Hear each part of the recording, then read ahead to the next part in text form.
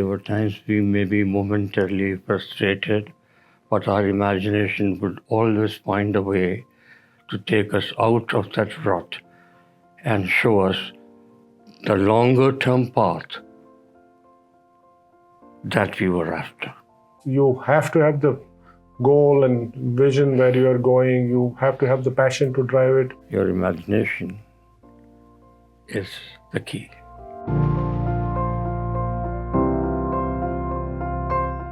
A lot of people may not know that Ravi and I grew up in the same town called Dehradun. It's in the foothills of the Himalayas in India. I was going to my first year college. It was very fortunate for me to run into somebody like Sanjay, and it was talking to him, things he said, the way he thought. So we can collaborate on a lot of things. It was good, and we knew each other, we trusted each other. So those are the good things to form a partnership.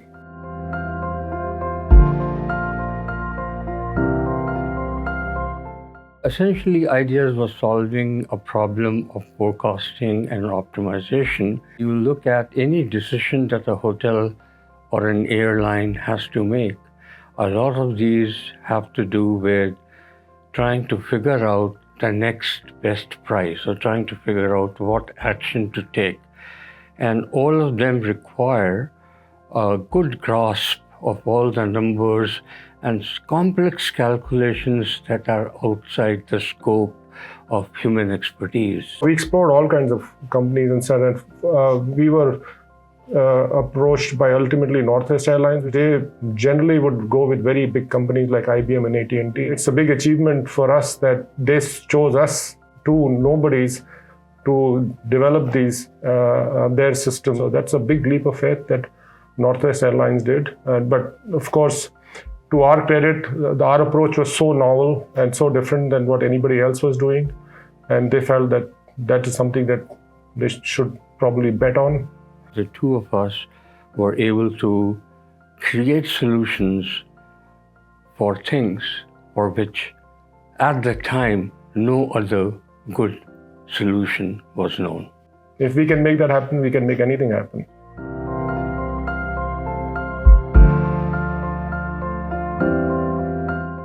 In starting a company, you have to make sure that you cover not only your strengths, but also look at where your weaknesses are. Initially, when we built the system and started installing at hotels, right, there was no good way for us to know if the system is doing well or not. Are we actually hurting the hotel, or are we helping the hotel? Right, always a big question. So we build these algorithms. How do we know that the system is actually helping? So I would get up at night and say, what happened if somebody's revenue gets screwed up? What is the root of that fear? The root of the fear is the threat of failure. But for those of us who get used to the situation, failure is only a failure if you allow it to be a failure and you stop trying. Because remember, as long as you keep trying, you have not failed. Fear is part of the whole thing, but you must have the ability to face failure. Unless you are able to face failure, you will not be able to succeed.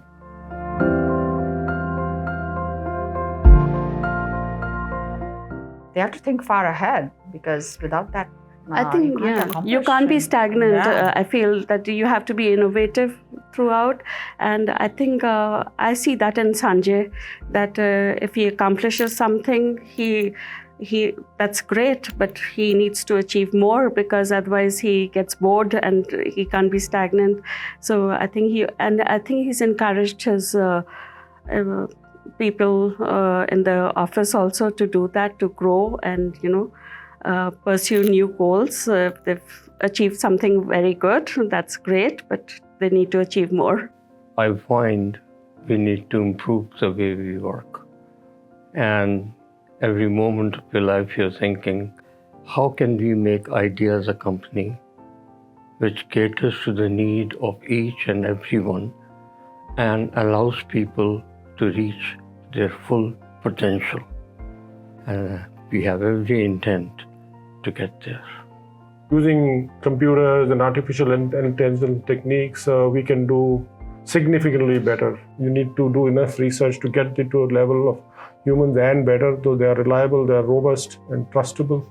But the world is open to us. We more or less know more than scratch the surface.